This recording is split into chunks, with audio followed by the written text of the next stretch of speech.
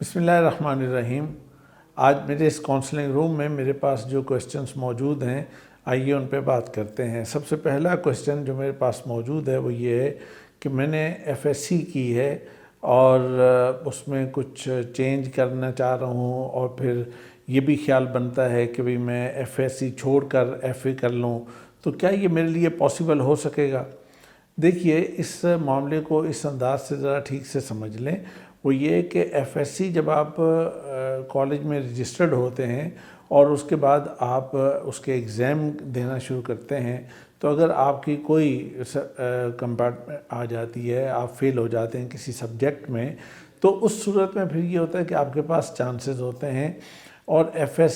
پوری F S سی کو مکمل کرنے کے 3 چانسز ہوتے ہیں۔ آپ کو ان 3 چانسز میں ہی اس کو مکمل کرنا ہوتا ہے۔ اچھا، اب ان 3 چانسز کے دوران اگر آپ نے مکمل نہیں کر سکے، پاس نہیں کیا، تو پاس نہ کرنے کی صورت میں اب آپ پھر 0 پہ پہنچ گئے۔ اب آپ چاہیں تو آپ ایف اے کر لیں، آپ چاہیں آپ جنرل سائنس سبجیکٹ لے لیں، آپ چاہیں کامرس کے سبجیکٹ لے لیں، کوئی سبجیکٹ جو آپ لینا چاہتے ہیں آپ لے سکتے ہیں۔ اس لیے کہ اب آپ بالکل 0 پہ آ گئے ہیں اور اب آپ کو نئے سرے سے اس کام کو کرنا ہے، تو اس لیے آپ کے پاس جو وہ 3 چانسز والا ایشو تھا وہ ختم ہو چکا ہے، یہ کر لیں۔ اچھا، اب ایک اور چیز کہ اگر آپ نے لیٹس سے کہ ایف ایس سی مکمل کر لی ہے اور پاس کر لی ہے، تو جب آپ نے پاس ایک دفعہ کر لیتے ہیں تو اس میں اگر آپ کو مارکس کا کوئی ایشو ہو تو وہ آپ کے پاس 1 سال کی چوائس ہوتی ہے کہ 1 سال کے اندر آپ امپروو کر سکتے ہیں۔ لیکن پاس کرنے کے بعد پھر آپ اگر یہ چاہیں کہ آپ بالکل الگ سے جا کے سبجیکٹ کو چینج کر کے ایف اے کر لیں، فلاں چیز کر لیں، تو وہ پھر آپشن آپ کے پاس باقی نہیں رہتا۔ اس کے بعد دوسرا کویسچن میرے پاس یہ موجود ہے کہ کیا میں آئی کام 1 سال میں کر سکتی ہوں؟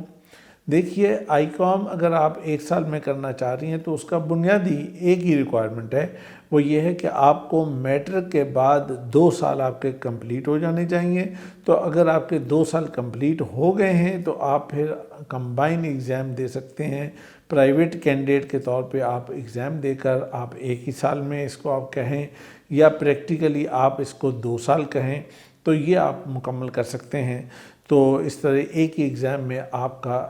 جو آئی کام ہے یہ مکمل ہو جائے گا۔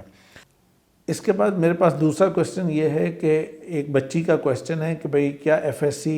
As a private candidate possible ہو سکتی ہے؟ بیٹا، F S C as a private candidate نہیں پاسبل۔ اس کی وجہ یہ ہے کہ اس میں پریکٹیکل انوالو ہوتے ہیں، تو جس سبجیکٹ میں پریکٹیکل انوالو ہوگا تو اس کے لیے آپ کو کالج کا ریگولر اسٹوڈنٹ ہونا ضروری ہے، تو اس لیے آپ کو کالج میں ایڈمیشن لینا ہوگا۔ تو کالج میں ایڈمیشن لے کر آپ اس کو کر سکتے ہیں۔ لیکن اگر آپ کالج میں ایڈمیشن نہیں لے سکتے، کسی بھی وجہ سے آپ کے لیے پاسبل نہیں ہے، تو اس صورت میں پھر آپ کو پرائیویٹلی آپ ایف اے کریں، اور ایف اے کے بہت سبجیکٹس موجود ہیں، اور اس مسئلے میں نہ جائیں کہ ایف اے کرنا کوئی خدا نخواستہ کوئی کمزور بات ہے، کوئی ہلکی چیز ہے، کوئی غیر مناسب چیز ہے، ایسا کچھ بھی نہیں ہے۔ ایف اے بہت سارے بہتر سبجیکٹس اور بہت سارے فیوچر پراسپیکٹس اس کے اندر موجود ہیں، آپ اسے لے سکتے ہیں، اور اس میں بہتر انداز سے اچھی تیاری کر کے آپ اچھا فیوچر اور اچھا کیریئر بنا سکتی ہیں۔ اس کے بعد ایک اور کویسچن میرے پاس جو موجود ہے وہ یہ کہ وہ کہہ رہے ہیں کہ بھئی میں نے I have done M B A 1.5 after B B A honour, اور اس کے بعد انہوں نے کہہ رہے ہیں کہ کیا میں پی ایچ ڈی کے لیے ایلیجیبل ہوں؟ اچھا، اس کے اندر جو ایک چیز، یہ اسٹوڈنٹ کا نام صرف شاہ اس نے لکھا ہے۔ اچھا، اس میں جو ایک خاص بات انہوں نے مینشن کی ہے وہ یہ کی ہے کہ بھئی میں نے ریسرچ نہیں کی ایم بی اے میں۔ اب پہلی بات تو یہ ہے کہ بعض ادارے پتہ نہیں انہوں نے ایم بی اے کب کیا تھا اور کس طرح کیا تھا کہ جس میں انہوں نے ریسرچ نہیں کی، ورنہ تو ایم بی اے آج جو چیز ہو رہی ہے اور ایچ ای سی کے سسٹم کے مطابق اس کے اندر ریسرچ لازمی ہوتی ہے، تاکہ یہ ہے کہ آپ کو آگے اگر آپ پی ایچ ڈی کی جانب پرسیو کرنا چاہیں تو آپ کے لیے راستہ بند نہ ہو۔ اب اگر انہوں نے ریسرچ نہیں کی تو دیکھیے، میجورٹی آف انسٹیٹیوشن جو ہیں یونیورسٹیز وہ ایڈمیشن نہیں دیں گی۔ کوئی چند ایک یونیورسٹیز ہیں کہ جو وداؤٹ ریسرچ آپ کو ایڈمیشن دیں گی۔ اچھا، اب اس میں دو آپشن بنیں گے۔ اگر جو یونیورسٹیز جو ہیں بھی بہت تھوڑی سی، اگر وہ آپ کو ایڈمیشن دیتی ہیں تو وہ آپ کو کچھ پری ریکوزٹس کروائیں گی، کوئی 0 سیمسٹر بھی ہو سکتا ہے اور کچھ ایڈیشنل سبجیکٹس اور ایڈیشنل کچھ چیزیں بھی ہو سکتی ہیں۔ اور جو لوگ ایڈمیشن نہیں دے رہے ان کا ہی ڈیمانڈ یہ ہے کہ جی آپ کو ایم ایس کرنا ہوگا۔ جب آپ ایم ایس کریں گے اس کے اندر آپ کو پورا ٹائم لگانا پڑے گا، آپ کو ریسرچ کرنی پڑے گی، آپ کو ساری ریکوائرمنٹس پوری کرنی پڑیں گی۔ اس کے بعد آپ پی ایچ ڈی کی طرف جائیں گے اور پی ایچ ڈی میں انرول ہو سکیں گے، تب جا کر آپ کا یہ کام ہو سکے گا۔ اچھا، اس کے بعد ایک اور بڑا اچھا کویسچن یہ کسی نے پوچھا ہے، اور وہ یہ کہہ رہے ہیں کہ بھئی میں نے شہادت العالمیہ کیا ہے اور میں اس کے بعد طبیہ کالج میں ایڈمیشن لینا چاہتا ہوں، تو کیا میرا ایڈمیشن پاسبل ہے؟ اچھا، یہ چیز شہادت العالمیہ وہ اسٹوڈنٹ کے جو وفاق المدارس میں کسی بھی مدرسے میں اور کسی بھی جامعہ کے اندر، دینی مدرسہ یا دینی جامعہ جس کو ہم بولتے ہیں، وہاں پہ اس نے پڑھتے ہوئے آپ نے جو شہادت العالمیہ کا مطلب یہ ہے کہ اس نے 8 سالہ پروگرام وہاں پہ مکمل کیا ہوگا، اور جو 8ویں جماعت کے بعد شروع ہوتا ہے اور 8 سال کا پروگرام ہوتا ہے، تو یہ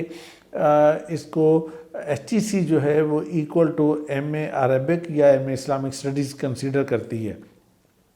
اب یہ ایک لحاظ سے آپ کی یہ والی کوالیفیکیشن تو موجود ہے۔ اب سوال آپ کا یہ ہے کہ کیا طبیہ کالج میں جا سکتے ہیں؟ طبیہ کالج جو ہے یہ ایسٹرن میڈیسن سے ریلیٹڈ ڈگری ہے، یہاں پہ بیچلر کروایا جاتا ہے، جیسے ایم بی بی ایس ہے وہ ایک یعنی ایلوپیتھک طریقہ علاج ہے، اور وہ جو ہے وہ ایک ایسٹرن میڈیسن یا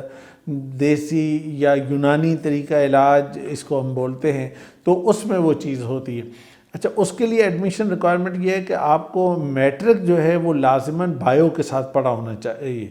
اگر آپ کا میٹرک ود بائیو ہے اور آپ کی ایج جو ہے وہ 40 سے نیچے ہے تو پھر آپ ایڈمیشن لے سکتے ہیں، اس میں کوئی ایسا پرابلم والا ایشو نہیں ہے۔ اچھا، یہ طبیہ کالج ہی نہیں بلکہ پاکستان کی کئی ایک یونیورسٹیز بھی یہ پروگرام آفر کرتی ہیں، تو آپ کو یہ کہ صرف طبیہ کالج کی تک اپنے آپ کو لمیٹڈ نہیں کرنا چاہیے، بلکہ آپ کو جو بڑی یونیورسٹیز مثلا اسلامیہ یونیورسٹی بہاولپور بھی کرتی ہے اور ہمدرد یونیورسٹی بھی کرتی ہے، کرچی وغیرہ اور کئی اور ادارے بھی کرتے ہیں ایسٹرن میڈیسن کے نام سے، تو آپ کو ان کو بھی دیکھنا چاہیے۔ تو بنیادی ریکوائرمنٹ سائنس،